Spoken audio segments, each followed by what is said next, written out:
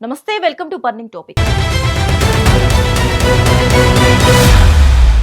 ఆపదలో ధైర్యం, అవసరంలో ఉపాయం మనిషిని గట్టెక్కిస్తాయి.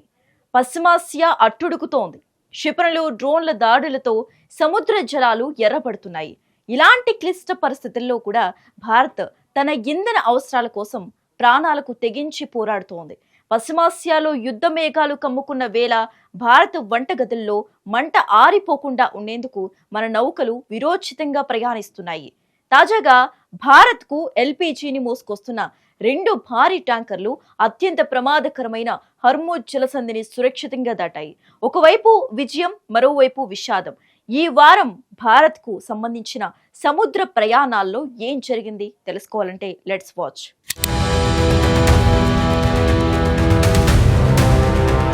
పశ్చిమాసియా సెగలు కక్కుతున్న వేళ అంతర్జాతీయ సముద్ర జలాల్లో హైడ్రామా కొనసాగుతోంది.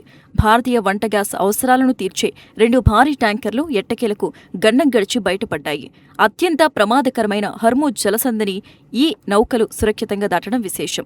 యుద్ధ వాతావరణం నెలకొన్న నాటి నుంచి భారత్కు చేరిన నౌకల సంఖ్య దీంతో 13కు చేరింది. బుధవారం సైమి అనే నౌక జలసంధిని దాటగా గురువారం ఎన్వీ సన్షైన్ సురక్షితంగా బయటపడింది. ఆందోళనల మధ్య సాగుతున్న ఈ ప్రయాణంపై యావత్ దేశం ఉత్కంఠగా ఎదురుచూస్తుంది. అధికారులు ఈ పరిణామాలను ఎప్పటికప్పుడు పర్యవేక్షిస్తూ ఊపిరి పీల్చుకున్నారు. చమురు రవాణాకు అత్యంత కీలకమైన ఈ మార్గంలో సవాళ్లు పెరిగిన మన నౌకలు లక్ష్యాన్ని చేరుకుంటున్నాయి. ఇరాన్ ఆంక్షలు, అంతర్జాతీయ ఒత్తిళ్ల నడుమ ఈ ప్రయాణం ఒక సాహసంగా మారింది.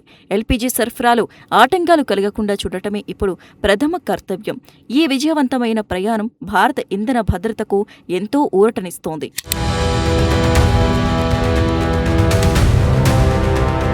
ఈ ప్రయాణంలో భారత అధికారులు అనుసరించిన వ్యూహం ప్రపంచ దేశాలను ఆశ్చర్యపరిచింది. శత్రువుల కళ్లు గప్పి సురక్షితంగా ప్రయాణించేందుకు నౌకలు తమ రూట్ను మార్చుకున్నాయి. ముఖ్యంగా సైమి, ఎన్వీ సన్షైన్ ట్యాంకర్లు తమ ట్రాన్స్పాండర్లను పూర్తిగా నిలిపివేశాయి. దీనివల్ల సముద్రంలో నౌకల ఉనికిని గుర్తించి రాడర్లకు ఇవి చిక్కకుండా ప్రయాణించాయి. చీకట్లో నిశ్శబ్దంగా జలసంధిని దాటిన ఈ నౌకలు భారతీయ అధికారుల చాకచక్యానికి నిదర్శనం. ప్రతికూల పరిస్థితుల్లో నౌకల భద్రత కోసం ఇలాంటి అత్యవసర నిర్ణయాలు తీసుకున్నారు. ముఖేష్ మంగల్ నేతృత్వంలోని షిప్పింగ్ శాఖ ఈ ఆపరేషన్ను అత్యంత గోప్యంగా ఉంచింది. ఏమాత్రం ఏమరపాటుగా ఉన్నా భారీ మూల్యం చెల్లించాల్సి వచ్చేది. అందుకే సాంకేతికతను తాత్కాలికంగా పక్కన పెట్టి గమ్యం వైపు అడుగులు వేశాయి. ఈ అదృశ్య ప్రయాణమే ఇప్పుడు భారత్కు భారీ గ్యాస్ నిల్వలను చేరవేస్తోంది. మన వ్యూహకర్తల తెలివితేటలు మరోసారి అంతర్జాతీయ స్థాయిలో చర్చనీయాంశమయ్యాయి.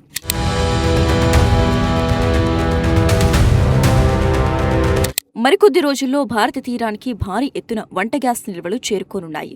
మార్షల్ దీవులకు చెందిన సైమి ట్యాంకర్ దాదాపు 19,965 టన్నుల ఎల్పీజీని మోసుకొస్తోంది. ఈ భారీ నౌక ఈ నెల 16వ తేదీన గుజరాత్లోని కాండ్లా రేవుకు చేరుకోనుంది. అలాగే వియత్నాంకు చెందిన ఎన్వీ సన్షైన్ మరో భారీ లోడ్తో మన వైపు వస్తోంది. సుమారు 46,427 టన్నుల వంట గ్యాస్ ఈ నౌకలో ఉంది. ఇది ఈ నెల 18వ తేదీన మంగళూరు రేవులో లంగరు వేయనుంది. ఈ 2 నౌకల్లో ఉన్న నిల్వలు పూర్తిగా ఇండియన్ ఆయిల్ కార్పొరేషన్కు చెందినవి. మన వంటిళ్లలో మంట ఆరకుండా ఉండాలంటే ఈ సరుకు మనకు అత్యంత కీలకం. యుద్ధ భయాల మధ్య కూడా ఈ సరఫరా ఆగకపోవటం విశేషం. దేశవ్యాప్తంగా గ్యాస్ కొరత రాకుండా ఈ నిల్వలు భరోసా ఇస్తున్నాయి. అధికారులు స్కెడ్యూల్ ప్రకారం ఈ నౌకలను రిసీవ్ చేసుకోవడానికి సర్వం సిద్ధం చేశారు.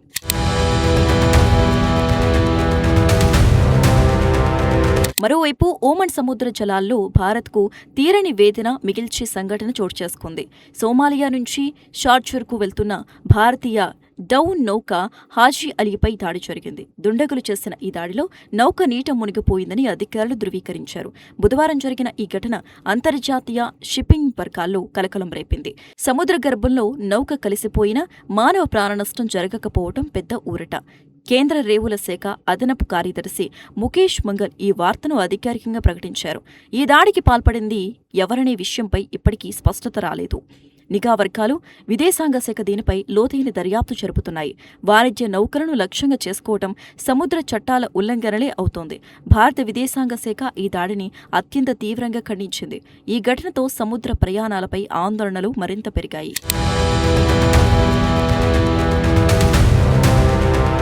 మృత్యువు అంచుదాకా వెళ్లిన హాజీ అలీ నౌకలోని సిబ్బంది ప్రాణాలతో బయటపడ్డారు.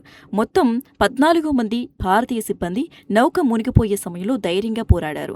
సకాలంలో స్పందించిన సహాయక బృందాలు వారిని క్షేమంగా రక్షించగలిగాయి.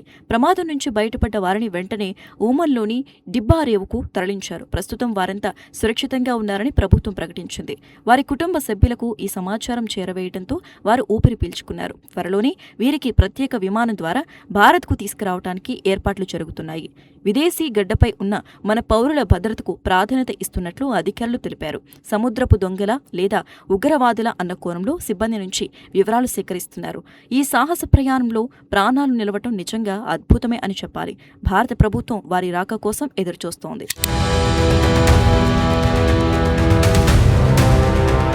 హర్ముజ్ జలసంధిలో ఇరాన్ తీసుకున్న నిర్ణయం పెను మార్పులకు కారణమవుతోంది. చైనాకు చెందిన 30 భారీ నౌకలకు జలసంధి గుండా వెళ్లేందుకు ఇరాన్ అనుమతినిచ్చింది. సముద్రయానానికి సంబంధించిన అంతర్జాతీయ నిబంధనల ప్రకారమే ఈ వెసులుబాటు కల్పించినట్లు తెలిపింది. బుధవారం నుంచే ఈ నౌకలు తమ ప్రయాణాన్ని ప్రారంభించినట్లు సమాచారం. పశ్చిమాసియా రాజకీయాల్లో చైనాకున్న ప్రభావం ఇక్కడ స్పష్టంగా కనిపిస్తోంది. ఇతర దేశాల నౌకలపై ఆంక్షలు విధిస్తూనే చైనాకు ఇరాన్ ప్రాధాన్యతనిచ్చింది. దీనివల్ల ప్రపంచ చమురు మార్కెట్లో కొత్త సమీకరణాలు ఏర్పడే అవకాశం ఉంది. చైనా తన అవసరాల కోసం ఇరాన్తో సన్నిహిత సంబంధాలను కొనసాగిస్తోంది. ఈ అనుమతి వల్ల చైనా నౌకలు ఎటువంటి ఆటంకం లేకుండా ప్రయాణిస్తున్నాయి. జలసంధి నిర్వహణలో ఇరాన్ తన పట్టును నిరూపించుకోవాలని చూస్తోంది. ఈ పరిణామాన్ని అగ్రరాజ్యాలు కూడా నిశితంగా గమనిస్తున్నాయి.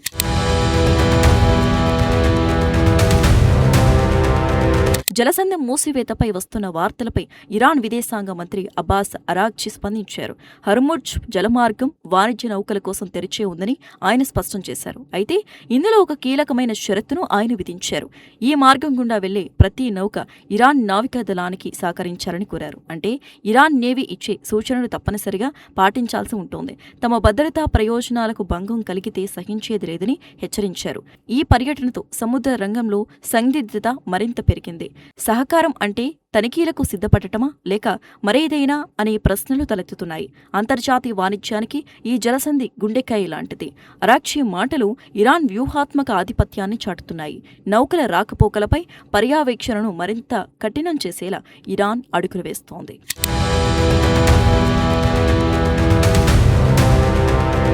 పశ్చిమాసియాలో ముదురుతున్న సంక్షోభం భారత ఆర్థిక వ్యవస్థపై ప్రభావం చూపుతోంది. నిరంతర దాడులు మరియు ఉద్రిక్తతల వల్ల సరుకు రవాణా ఖర్చులు పెరిగిపోతున్నాయి.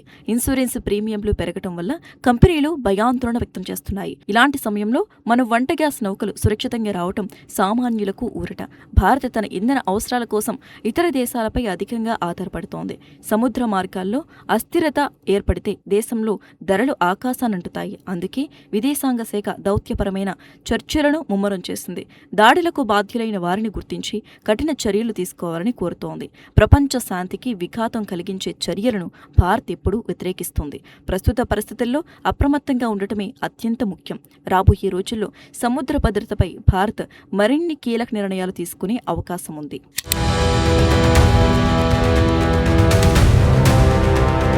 గాలివాటంగా ప్రయాణించడం ఎవరైనా చేస్తారు. గాలికి ఎదురోడి ప్రయాణించేవాడే అసలైన నావికుడు. ప్రస్తుతానికి ఎల్పీజీ ట్యాంకర్లు క్షేమంగా చేరుకున్నాయి. కానీ సముద్ర జలాల్లో పొంచి ఉన్న ప్రమాదం ఇంకా తొలగిపోలేదు. హాజీ అలీ వంటి ఘటనలు పునరావృతం కాకుండా అంతర్జాతీయ స్థాయిలో భారత్ తన గళాన్ని వినిపిస్తోంది.